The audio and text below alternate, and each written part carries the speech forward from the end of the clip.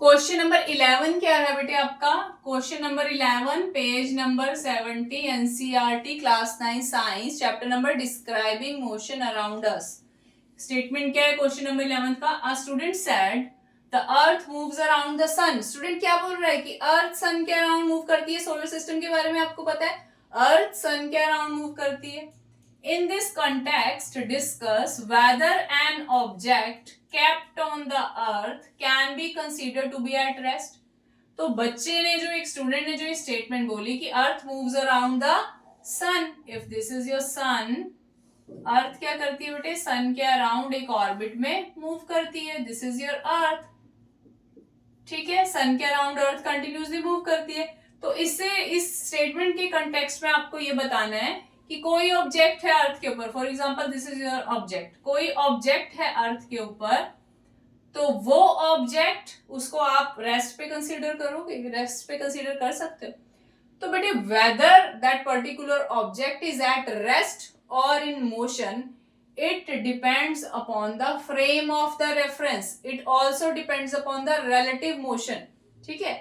आप इस ऑब्जेक्ट की रेस्ट या मोशन किसके विद रिस्पेक्ट टू चेक कर रहे हो?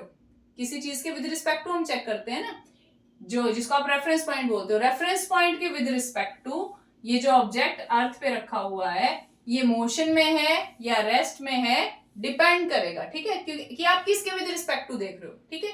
आपका रेफरेंस पॉइंट क्या है? अगर सन के विद रिस्पेक्ट टू देखोगे बेटे, अगर रेफरेंस पॉइंट आपका सन है, if sun is your reference point, sun के विद रिस्पेक्ट टू देखोगे तो अर्थ मूव कर रही है कंटिन्यूसली, इसकी पोजीशन थोड़ी देर बाद ये हो जाएगी, ठीक है, थोड़ी स्मॉल ले लेते हैं, थोड़ी देर बाद इसकी पोजीशन चेंज होके इधर आ जाएगा अगर आपका अर्थ, तो ऑब्जेक्ट भी कंटिन्यूसली मूव कर रहा है अर्थ के साथ साथ, ठीक है। तो अगर सन रेफरेंस पॉइंट है तो सन के अकॉर्डिंगली तो इसकी पोजीशन चेंज हो रही है अर्थ की position, because earth is moving continuously, ठीक है। if you are considering sun as your reference point, then your object is at motion because earth is moving and your object is at earth.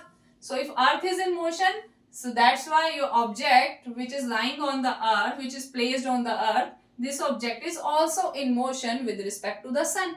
But if you are taken anything on the earth as a reference point, अगर अर्थ पे आप किसी चीज को reference point मान रहे हो, तो उसके, अगर ये है रेफरेंस पॉइंट भी अगर अर्थ के ऊपर ही है, अगर अर्थ के ऊपर ही है रेफरेंस पॉइंट आपका, तो उसके विद रिस्पेक्ट टू आपका जो ऑब्जेक्ट है वो रेस्ट में होगा।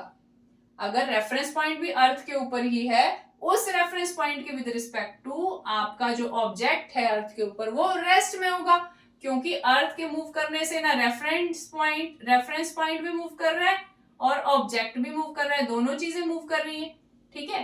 अर्थ अगर मूव कर रही है तो रेफरेंस पॉइंट भी मूव कर रहा है और अर्थ भी मूव कर रही है, बट उनकी आपस की जो पोजीशन है, उनके आपस का जो डिस्टेंस है वो चेंज नहीं हो रहा, वो तो कांस्टेंट है, वो सेम है।